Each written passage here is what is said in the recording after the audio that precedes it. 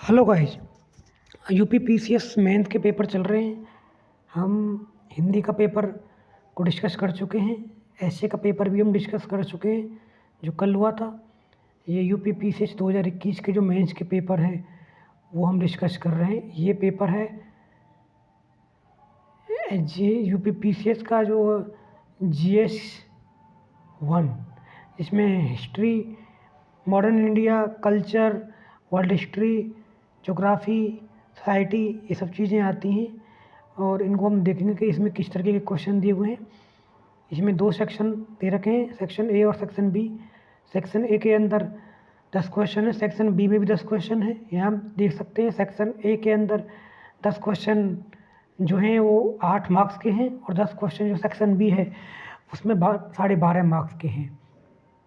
3 घंटे का पेपर है और 200 मार्क्स का पेपर है। ये टोटल 20 क्वेश्चन आए हुए हैं। हम क्वेश्चन को देखेंगे। एक चीज़ मैं आपको पहले ही बता देता हूँ कि आज मैं आपके सामने इस पेपर को ऐसे ही क्वेश्चन वगैरह पढ़ रहा हूँ, आप देख सकते हैं कि किस तरीके का पेपर आया है, लेकिन हम बाद में इसको अच्छे से एनालाइज करेंगे।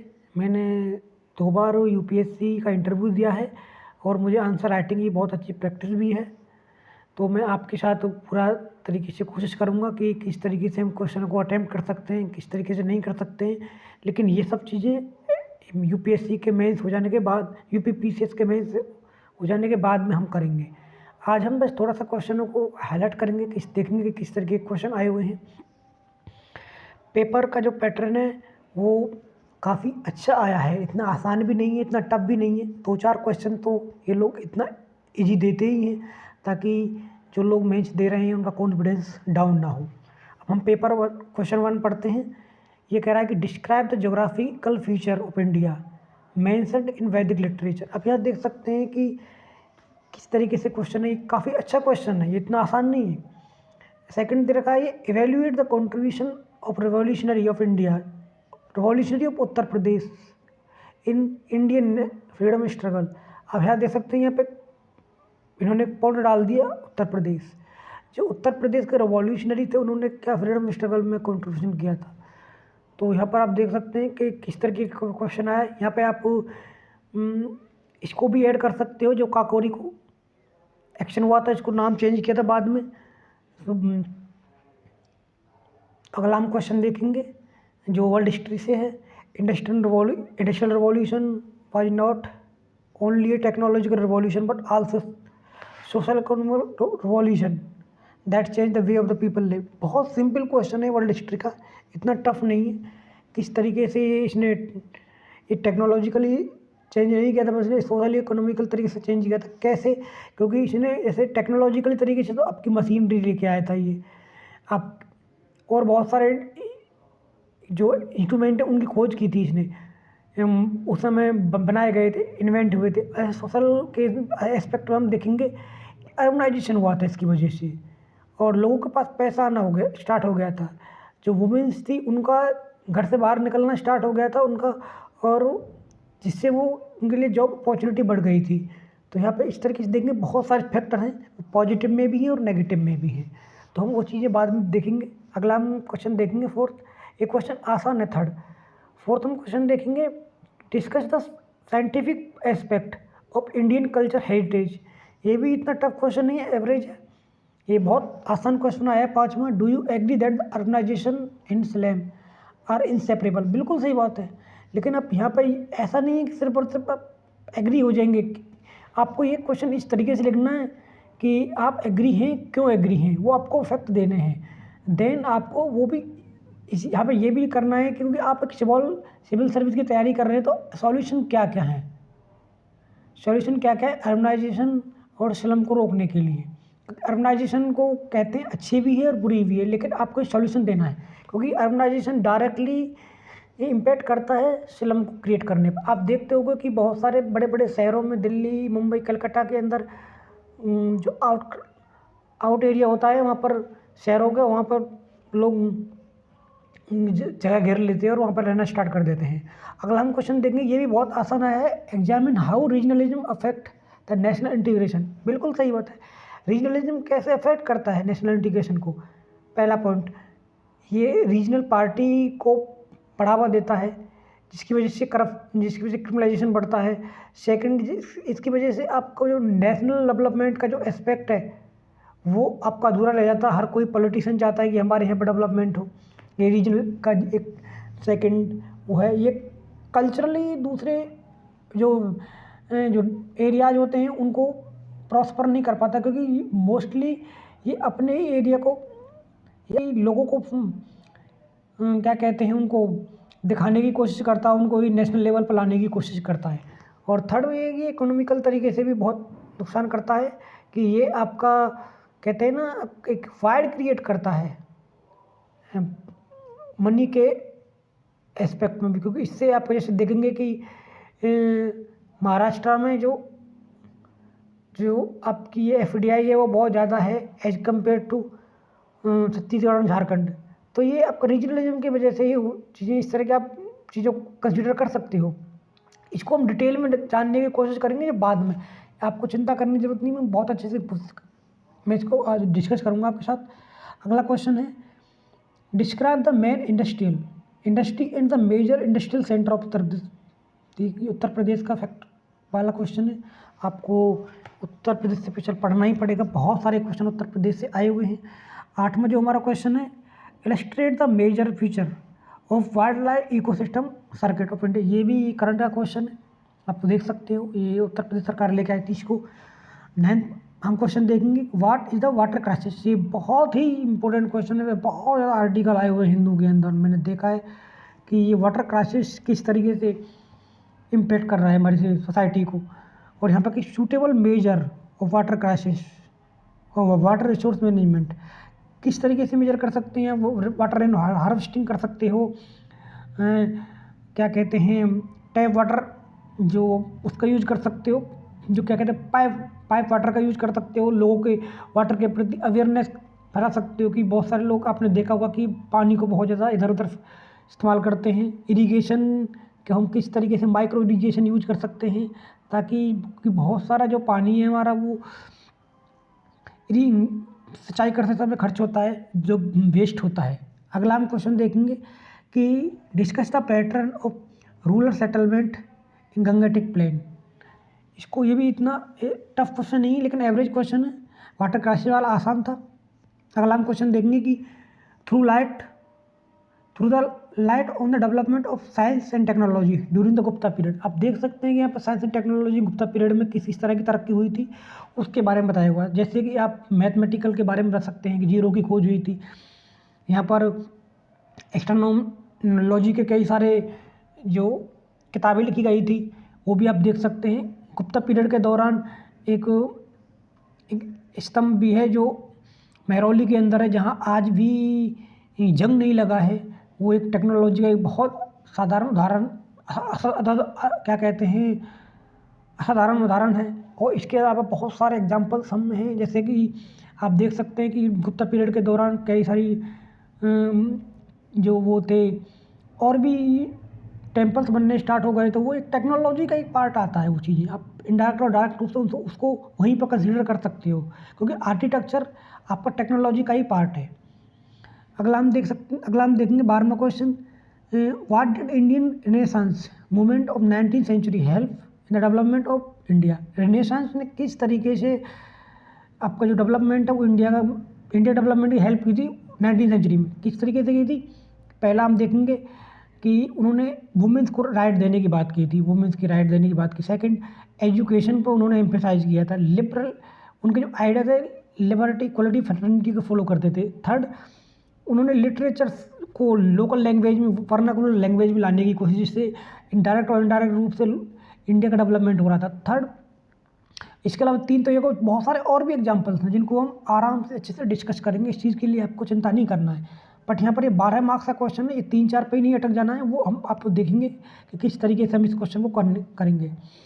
अगला क्वेश्चन है वर्ल्ड हिस्ट्री का। ये थोड़ा इतना रिलेवेंट क्वेश्चन नहीं है, बट स्टिल पूछा है ये क्वेश्चन। देखेंगे कि ये क्वेश्चन क्या है कि what do you understand by the Balkan crisis, what was the role of first world war.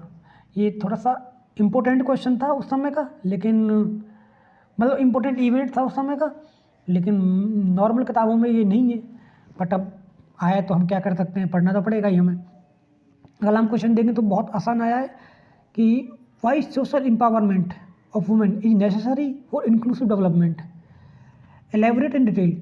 तो ये भी बहुत आसान क्वेश्चन है, आपको कुछ करने की ज़रूरत नहीं है इसके अंदर। अगला हम क्वेश्चन देखेंगे कि define globalisation, assess assess its impact on rulers structure in India. Globalisation क्या होता है? मोस्टली आपको मैक्सिमम लोग कहेंगे कि हमारे नॉर्थ से आया है, हमारे वहाँ से आया है, लेकिन ऐसा नहीं है। ये सब चीज़ें बहुत आसानी से गूगल पर मिल जाती हैं। ग्लोबलाइजेशन क्या होता है, मैं आपको सिंपल एक परिभाषा बताता हूँ। Inter connection between the socially, politically, economically and culturally and many such other aspect with one country to the rest of world is called as globalization। Simple और आसान परिभाषा इसकी यही है। अब इसका इम्पैक्ट क्या है, क्या पड़ता है रूलर एस्पेक्ट, रूलर पर। आपको पॉजिटिव और नेगेटिव दोनों लिखो। यहाँ पर ध्यान रखना, ये असेस पूछा है। ये असेस का मतलब यही होता है, आपको पॉजिटिव बताना है, नेगेटिव बताना है, देन आपको कंक्लूजन लिखना है पॉजिटिव में। ऐसा नहीं है आप सिर्फ और सिर्फ एक ही उसको बताएं। पॉजिटिव में जैसे आप देख सकते हो कि ग्लोबलाइजेशन से एफडीआई आएगी, जिससे रूरल का इम्पैक्ट होगा, जॉब की अपॉर्चुनिटी बढ़ेंगी, जो और टेक्नोलॉजी आएगी जिससे जैसे और एग्रीकल्चर का जो एक्सपोर्ट है वो बढ़ेगा, जिससे डायरेक्ट और इनडायरेक्ट रूप से रूरल एरिया का डेवलपमेंट हो। कल्चरल रूप से हम हमारे जो लोकल कल्चर है वो ग्लोबल वर्ल्ड पर आएगा। जैसे हम देखते हैं कि दिवाली मनाई जाती है कई सारे देशों में, वो इंडिया का डेवलपमेंट ही तो हो रहा है लोकल लेवल का ही। अब नेगेटिव इम्पैक्ट हम देखेंगे कि ग्लोबलाइजेशन से ये मेनली, जैसे कि अभी हमने थोड़ी देर पहले एग्जांपल दिया था कि महाराष्ट्र के अंदर एफडीआई बहुत ज़्यादा आती है, तमिलनाडु के अंदर बहुत ज़्यादा आती है एज कम्पेयर टू छत्तीसगढ़। जैसे कि मैंने कहने का मतलब ये कि ये शहरों में बहुत ज़्यादा है एफडीआई आती है, गाँव में नहीं आती है। दूसरा ये है कि ग्लोबलाइजेशन की वजह से क्रिमिनलाइजेशन बहुत बढ़ रहा है। जैसे कि आपका महिलाओं को ट्रैफिकिंग किया जाता है सेक्स के लिए, चाइल्ड का सेक्स ट्रैफिकिंग किया जाता है, सेक्स के सेक्स वर्कर बनाया जाता है, या लेबर के लिए उनको इस्तेमाल होता है। ये डायरेक्ट और इनडायरेक्ट रूप से ग्लोबलाइजेशन के इम्पैक्ट हैं। अगला हम देख सकते हैं कि जो ड्रग्स है वो इसकी ट्रैफिकिंग की जाती है। और अगला है जैसे क्राइम इसकी वजह से बढ़ता है। हम जैसे वेब सीरीज़ देखते हैं उसमें अलग अलग तरीके की चीज़ें दिखाई जाती हैं, तो उससे भी उनको देख देख कर लोग अलग अलग तरीके से क्राइम करते हैं। बहुत और सारी चीज़ें हैं, लेकिन पॉजिटिव में हम इसको एंड करेंगे, वो हम बाद में बताएंगे किस तरीके से करना। एक बहुत अच्छा अलग टाइप का अजीब क्वेश्चन आया है जो कोई रिलेवेंट इतना था भी नहीं, कि highlight the silent future of India population policy 2000 suggest some major the population stabilisation. हालांकि हम कैसे कह भी सकते हैं कि ये क्वेश्चन रिलेवेंट था क्योंकि जो उत्तर प्रदेश सरकार थी वो पॉपुलेशन की जो पॉलिसी वो लेके आई थी, जिसमें उन्होंने कुछ 3-4 बच्चे कुछ बच्चे इस तरह से करने की कोशिश की थी। आप देख सकते हैं, उसको हम ज़्यादा डिटेल में नहीं जाएंगे इस समय, बाद में हम उसके बारे में डिटेल में डिस्कस करेंगे। अगला क्वेश्चन बहुत आसान आया है कि एग्जामिन द नेचर, ध्यान रखना, examine the nature in Indian and discuss the social implication of fast phase of urbanisation. बहुत सिंपल क्वेश्चन है, ज़्यादा कुछ करने की ज़रूरत नहीं। अर्बनाइजेशन के नेचर क्या क्या होते हैं और आपको उसको डिस्कस करना है, इम्प्लीकेशंस किस तरीके से हो रहे हैं, आपको पॉजिटिव और नेगेटिव दोनों ही बताने हैं यहाँ पर। ये बहुत आसान क्वेश्चन है और ये लगभग कम से कम 10 बार तो मैंने इसको हिंदू में पढ़ा है। साइक्लोन किसे कहते हैं और what is the causes of origin of temperate cyclone. ये थोड़ा सा ट्रिकी होगा क्योंकि इंडिया के अंदर तो ट्रॉपिकल साइक्लोन आते हैं, लेकिन टेम्परेट साइक्लोन उन्होंने पूछ लिया है। बट जो मोस्टली जो एस्पिरेंट हैं वो जो ज्योग्राफी की कोर एरियाज पढ़ते हैं, तो उनको ये पता होता है कि टेम्परेट साइक्लोन किस तरीके से बनते हैं और ट्रॉपिकल साइक्लोन किस तरीके से बनते हैं। ज़्यादा कुछ टफ वैसे है नहीं, बहुत आसान क्वेश्चन है। मैं आपको बहुत दोनों के अंदर जब इसको डिस्कस करूँगा दोनों के अंदर डिफरेंसेस बताऊँगा, साइक्लोन किससे कहते हैं, सब चीज़ें मैं आपको डिटेल से बताऊँगा। अगला हम क्वेश्चन देखेंगे कि describe the area of Uttar Pradesh affect by soil erosion and also identify the factor responsible for that.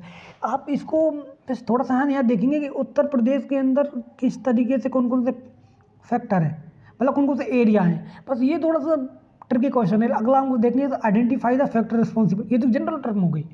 तो कहने का मतलब देखो ना, यूपी पीसीएस इस बार का जो क्वेश्चन है वो बहुत ही ट्रिकी बना रहा है। वो ऐसा नहीं है कि जैसे कि हम जैसे पहले देखते थे कि बाहर के लोग यूपी पीसीएस में आके टॉप कर जाते थे, वो इस बार नहीं होने वाला है, क्योंकि क्वेश्चन उत्तर प्रदेश के करंट से भी बहुत आ रहे हैं या स्टैटिक पोर्शन से भी बहुत आ रहे हैं।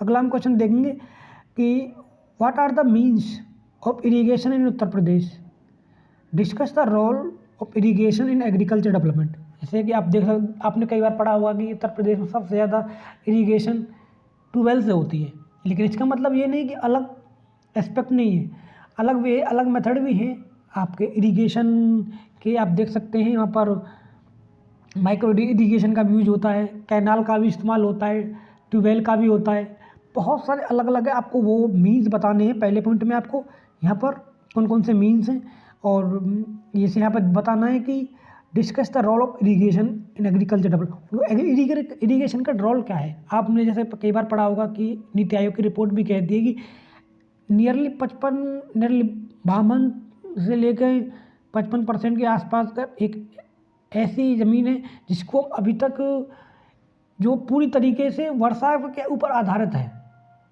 जो रेन पर ही निर्भर करती है इरीगेशन के लिए। आप सोच सकते हैं कि इतने साल आज़ादी के बाद भी हम पूरी तरीके से चीज़ों को इरीगेट नहीं कर पाए। यहाँ पर आपका उनका जो रोल है रिवर इंटरलिंकिंग का बहुत अच्छे से रोल आ जाता है। रिवर इंटरलिंकिंग केन बेतवा की काफ़ी खबरों में थी, वहाँ से डायरेक्ट और इनडायरेक्ट से क्वेश्चन आया हुआ है। धन्यवाद गाइस इस पेपर को देखने के लिए। इसी तरीके से जब सेकंड पेपर होगा तो हम उसको भी डिस्कस करेंगे आपके साथ। तो इसी तरह की चीज़ों के लिए देखते रहिए हमारे चैनल को, और जो हमारे इसकी PDF फाइल है वो हमारे टेलीग्राम चैनल पर आपको मिल जाएगी। टेलीग्राम चैनल का नाम है इंक्लूसिव अकेडमी ऑफिशियल। धन्यवाद गाइस।